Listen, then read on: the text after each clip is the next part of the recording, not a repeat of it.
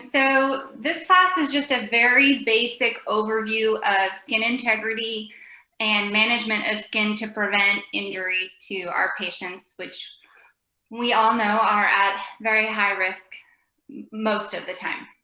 Okay, so I'm going to go over anatomy, basic anatomy, and basic care of skin. Maybe. There we go. So some of the skin functions are listed here. Protection, sensation, thermoregulation, vitamin D synthesis, and fluid and electrolyte balance are some of the main things that skin does, on top of being a body image thing. I know that all of you have talked with a little old lady who is concerned about all her wrinkles. But skin has a lot of functions in the body, and keeping it at its optimum state and without wounds or open areas is best to have it perform all of these functions. So now I'm going to go over some basic skin anatomy. So the skin is comprised of 3 layers, and all of the layers need to be functioning to protect our patients. So the outermost layer is called the epidermis, and this is what provides that waterproof layer for our patient. It also has melanocytes in it, which are the skin cells that produce the color of our skin. So patients with more melanocytes or extra melanin have a darker skin tone. So that's our top layer of skin. So that's the very first layer. And this layer does not actually have blood supply to it. So I thought that was kind of interesting to let you guys know. The next layer, so the second deepest layer, is called the dermis. So this one contains some tough connective tissue. It's got hair follicles, all the sweat glands are in there. And it's important to note that these layers are very, very thin, okay? So underneath the dermal layer is the subcutaneous layer. So this is basically your fat layer. And as people age, we all know that this layer gets very thin. And so its protective function is lessened as we age. And so you have those little old patients who sit on their butt for too long, and they don't have any subcutaneous fat down there to protect them, and they wind up with sores. Okay, so some interesting facts about skin. The skin is the largest organ of our body, and it weighs approximately 12 pounds, which is super interesting to me that it's a pretty heavy organ. When the skin is altered, the chance of infection, limb loss, and death increases. I know you've probably all had a diabetic patient that was uncontrolled and then got an ulcer on their foot and wound up with a below-the-knee amputation. So it's really important to catch skin issues early and prevent them before they become a bigger issue. As skin ages, the junction between the epidermis and the dermis, so the top 2 layers of skin, thins and flattens. And this reduces circulation, but it also makes it really easy for skin tears, dry skin, and just overall skin breakdown. So there are a couple of factors that weigh into skin integrity and breakdown. So intrinsic factors, those are the ones that are internal. So those include things like diabetes, skin diseases, nutrition, vascular diseases, all of that kind of stuff. Those are intrinsic factors. Some of them you can manage to a certain degree, like keeping your diabetics, controlled with their blood sugars. Extrinsic factors are things that come from outside the patient's body. So those are pressure, friction, shearing, falls, immobility, surgical procedures, things of that nature. So both of these factors can affect skin integrity, but prolonged extrinsic factors make the skin even more vulnerable to become injured or impaired. So next we're going to talk about skin assessment. So it's really important to check your patient's skin. So a thorough skin assessment starts with color. So what color is the skin? Is it red? Is it discolored? Is it bruised? And it's also important to note that skin tone does affect the color of damaged skin. So in African Americans and Hispanic patients, a lot of times the redness that you might see on a Caucasian patient is a lot less. It's not as dramatic and it's easier to miss. So you have to be really diligent at looking at your patient's skin and knowing, you know, what they looked like before, and is this any different than you've noticed in the past, okay? Another thing is temperature. Is it warm? Is it cold? Temperature that's warm usually indicates an infection. Skin that's cooler could indicate a pressure injury, especially in those patients with darker skin tone where you can't see the color so much. A lot of times the temperature will indicate for you that something is going on there.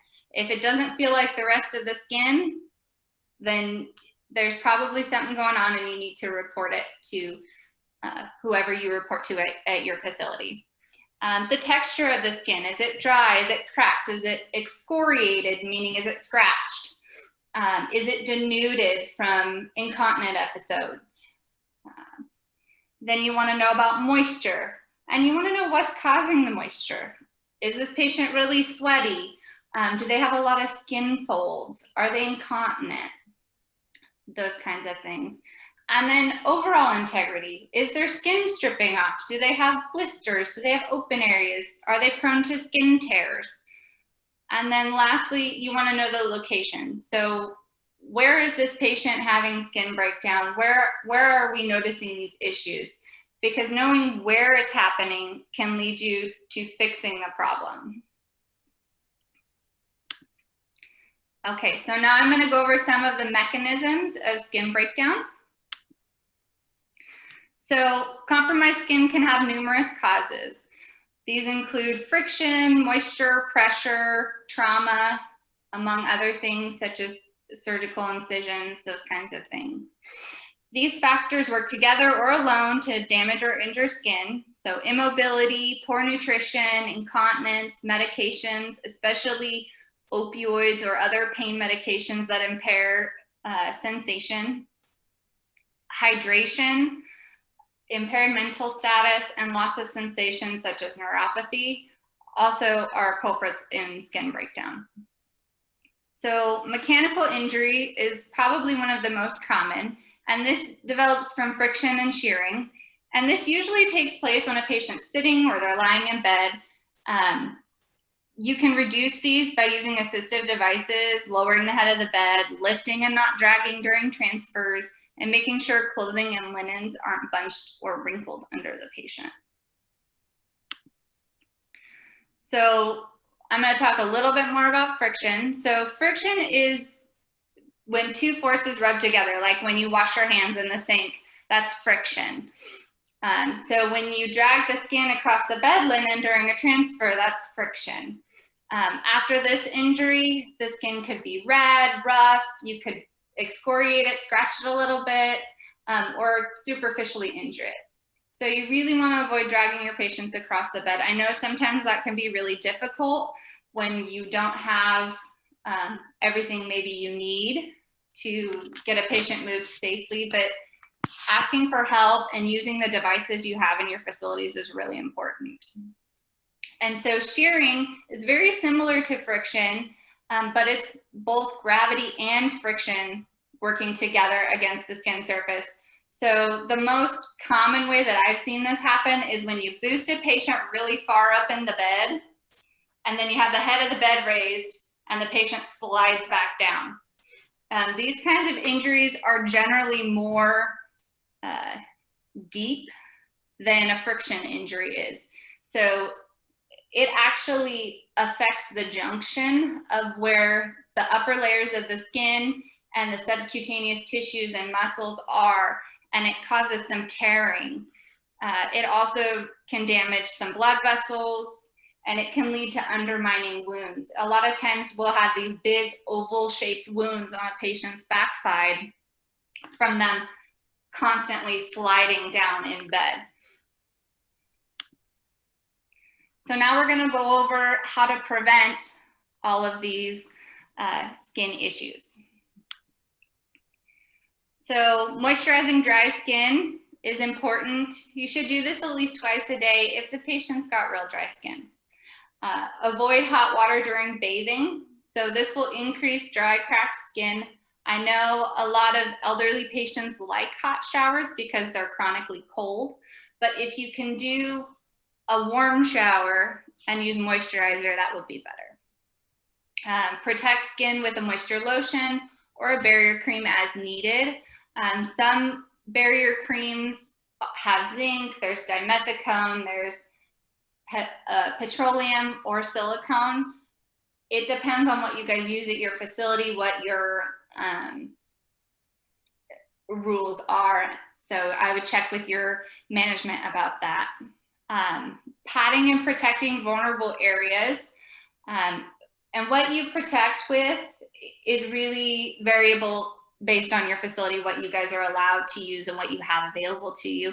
But one of the big things is padding equipment. If a patient has, you know, skin tears where they keep bumping their elbow on their wheelchair, get some kind of padding to put over the wheelchair. Get jerry sleeves for your patient to protect their skin from being torn when they bump it on the edge of their wheelchair or the edge of their bed or wherever they're bumping into.